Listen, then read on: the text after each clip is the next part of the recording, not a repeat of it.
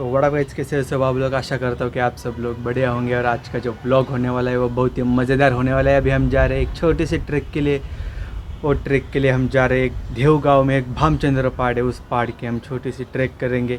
उस पहाड़ का एक विशेष महत्व है। वो महत्व क्या है मैं आपको आगे बताता हूँ। तो चलो मेरे साथ। नो नशा नो सुट्टा, थोड़ी सी मस्ती थोड़ा सा नया लेकर आया अपना कैप्टन कट्टा। तो अभी हम भामचंद्र पहाड़ है, उस पहाड़ के जो पाइतर रहता है वहाँ तक तो पहुँच चुके। लेकिन ये देखो, ये जो पीछे दिख रहा है ना, ये है भामचंद्र पहाड़। लेकिन यहाँ से जाने का रास्ता कहाँ से है वही हमें पता नहीं है।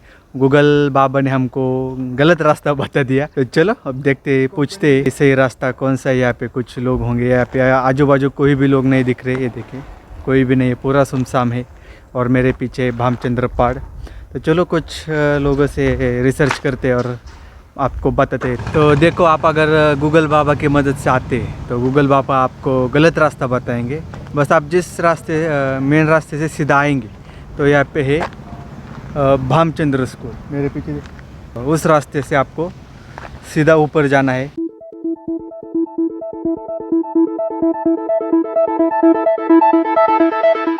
ये जो भामचंद्र पहाड़ है, इस पहाड़ का जो बेस रहता है वहाँ तक मैं पहुँच चुका हूँ।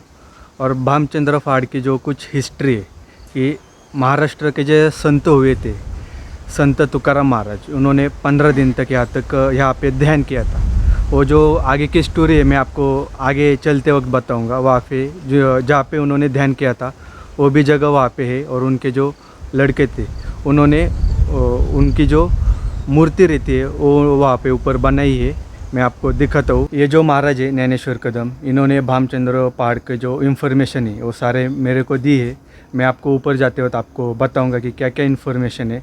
और सामने भी मेरे 3 पहाड़ है, वो 3 पहाड़ का भी नाम मैं आपको बताऊंगा। मैं अभी आपको संत तुकाराम महाराज को जब भगवान विट्ठल का दर्शन हुआ था, उस दर्शन के उन्होंने एक अभंग गाया था, वो अभंग मैं आपको इन महाराज के थ्रू सुनवाता हूँ। थोड़ा मराठी में होगा, एडजस्ट कर लेना। 15 दिवसा माझी साक्षात्कार झाला, विठोबा भेटला निराकार, भामगिरी पाठारी वस्ती जाण केली, वृत्ती स्थिरावली परब्रह्मी, निर्वाण जाणोनी आसन घातले, ध्यान आरंभिले देवाजीचे, सर्प विंचू व्याघ्र अंगासी झोंबले,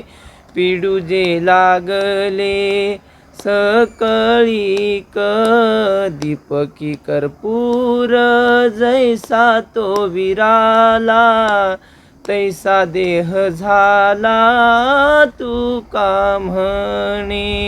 महाराज ने जो भी बताया वो मैं आपको ऊपर जहाँ पे संत तुकाराम महाराज ध्यान करते थे वहाँ जाके मैं ये आपको हिंदी में ट्रांसलेट करके इस पहाड़ पे जाने के लिए 2 रास्ते हैं। अभी हम जिस रास्ते से जा रहे हैं वो रास्ता हार्ड रास्ता है। और आते वक्त हम आसान रास्ते से नीचे आएंगे।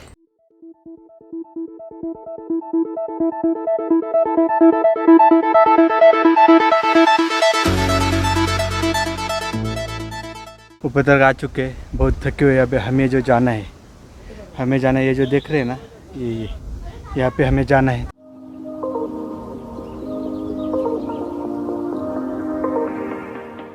भामचंद्र का जो पहाड़ है उस पहाड़ पे मैं टॉप पे पहुँच चुका हूँ। उस पहाड़ के टॉप पे मैं इसलिए आया था कि महाराष्ट्र के जो संत थे, संत जगत गुरु संत तुकाराम महाराज, जिन्होंने 15 दिन तक यहाँ पे ध्यान किया। तो वो ध्यान क्यों किया था? 400-450 साल पहले ये देहू गांव में पूरा सूखा था, कुछ भी खेती नहीं हुई थी और बहुत सारे लोग थे वो भूख की वजह से मर रहे थे। इसलिए संत तुकाराम महाराज कह रहे थे कि अब में जिस भगवान ने ये सृष्टि निर्माण की उसी को मैं मिलूँगा। और उस भगवान को मिलने के लिए उन्होंने यहाँ पे इस मेरे पीछे जो देख रहे हैं ये है एक गुफा है। इस गुफा में संत तुकाराम महाराज ने ध्यान किया था 15 दिन तक।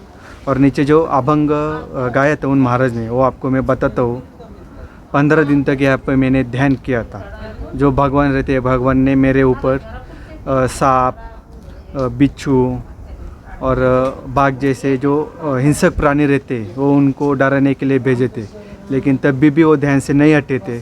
और 15 दिन के बाद निराकार मतलब जिसका कुछ आकार नहीं होता, रूप नहीं होता, वैसे रूप में संत तुकाराम महाराज को महाराष्ट्र के जो दैवत श्री विट्ठल जी का उनका जो दर्शन था वो इस गुफा में गाड़ा था। अभी मैं आपको वो तो गुफा दिखाता हूँ। ये पहले छोटी गुफा थी, बाद में उसे कोर के बड़ा किया है। और आप ये जो देख रहे संत तुकाराम महाराज की मूर्ति जो पहाड़ है, इसी पहाड़ में ये इसे कोरा गाया है।